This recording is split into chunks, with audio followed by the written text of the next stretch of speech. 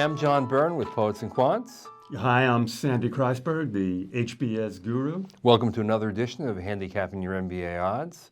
Today we have a self-styled Mr. Muckraker. Yeah. I'll explain what that means. Thank you. For all of you folks out there who don't know.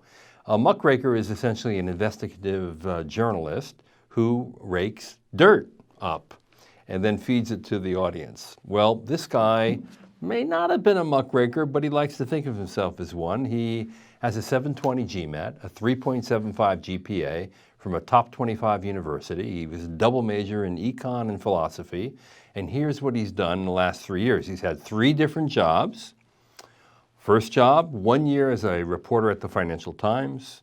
Second job, he worked for and I'm going to read this out, as an editor for an energy commodity benchmarking and forecasting company. Yeah, we haven't quite figured that out, but it sounds like a boutique publication that charges a lot for subscriptions to very few people. He edits reports, probably. Yes. And then he now holds a senior management role at a financial news startup that serves the iBanking community.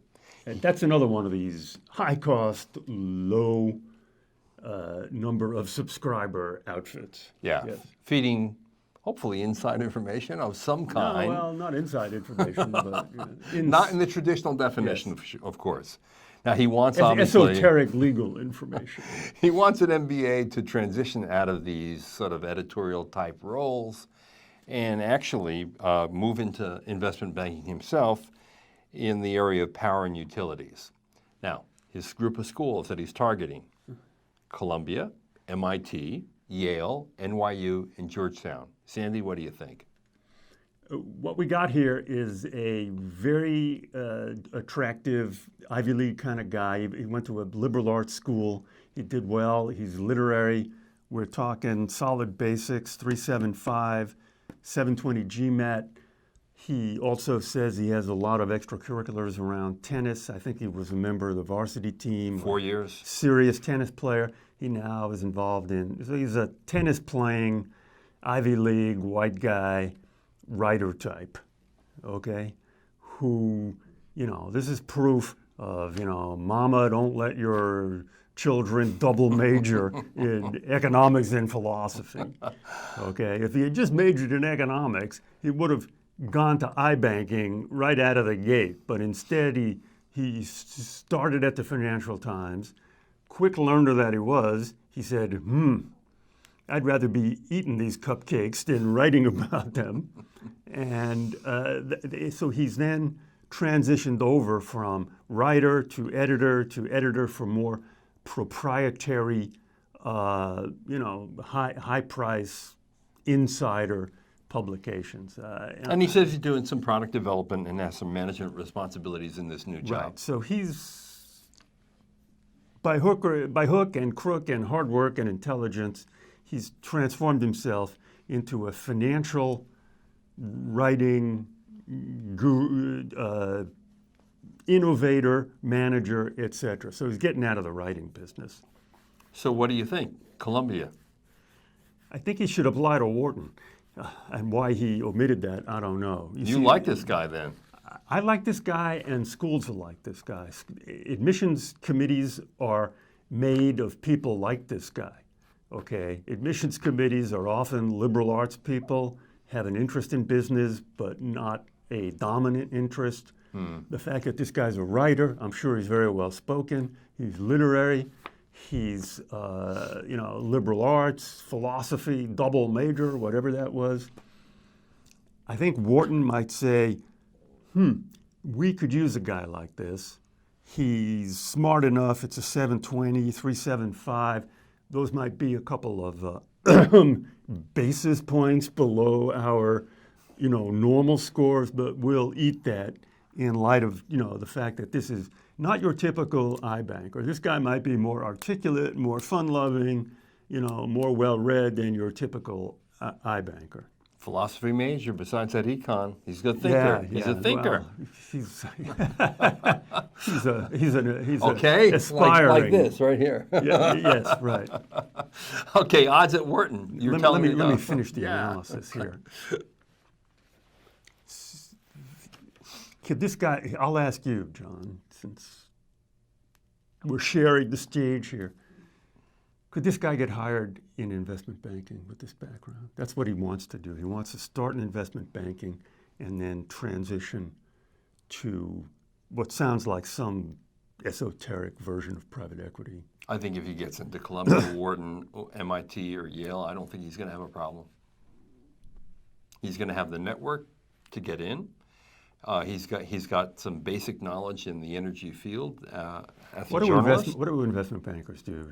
If you're an investment banker and you want to hire somebody and you want a turnkey hire, by that I mean someone who can start turning flax into gold. You know, you put them in the room and you go, okay, Chubb, here's the flax.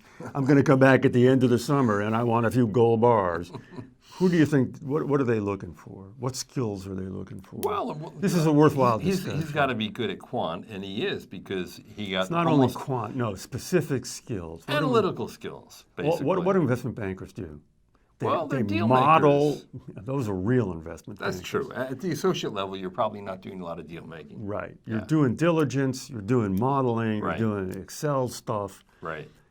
So the question is, could this guy get hired? That's a question of secondary importance. What's the more important question? Does the admissions committee think he can get hired? Yes. That's the real Indeed. question. Right. Okay. I think this guy might be better, just as a narrative, in saying that he doesn't want to go into investment banking. What he wants to do is go into financial publishing, just like people like Rupert Murdoch, okay? Now, I would say Mike Bloomberg, but he's a millionaire owner. He didn't come up through the ranks. Right. But that might be an alternative career for this guy that might be more attractive to business schools. But let's say he gets his narrative real clear. Okay. This guy's really attractive. I mean, it could happen. He's a smart guy. I think his chances at Wharton, with very tight execution. Wharton, let's say this guy was doing the Wharton application this year, where the first question is, you know, how can Wharton help you professionally? Something like that. Right. So for him to answer that question, he'd have to do some spiel in the first in this case, 300 words, because there's two parts. It's like, what are my professional goals and how can Wharton help me? In this guy's case, the professional goals are more important. How Wharton can help me, that's kind of just due diligence. They're making you eat the dog food and go through their website. This guy would have to take those 300 words and really, in a tight way, explain what he's done and what he wants to do. And then with that setup, he'd have to say, and based on that, Wharton can help me, blah, blah, blah. If he was able to execute on that, I think his chances at Wharton are 30%. That's pretty good. Yeah, 30%. A lot of it would depend on what cohort they put him in. If they put him in the white male investment banking cohort, he might pop out of that cohort just because this is so interesting. Yeah. And that's a very competitive cohort. That's a very competitive Wharton cohort. especially. Yeah, and they got people like that coming out of their pants pockets. So. But that's why you're telling him he should say his goal is something else, because it takes him out of that highly competitive pool. Yeah, but you could rebut that by saying even within that pool, he would still get the premium of his background. Yeah. They'd say, this is not your vanilla investment banker. This is a kind of peppermint investment banker. So odds at Columbia. Early decision, my friend, at Columbia.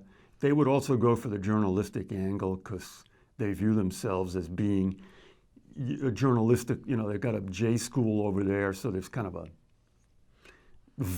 journalism vibe, and they view themselves as being in New York, another journalism vibe. So I think early decision with this guy at Columbia could be like 40%.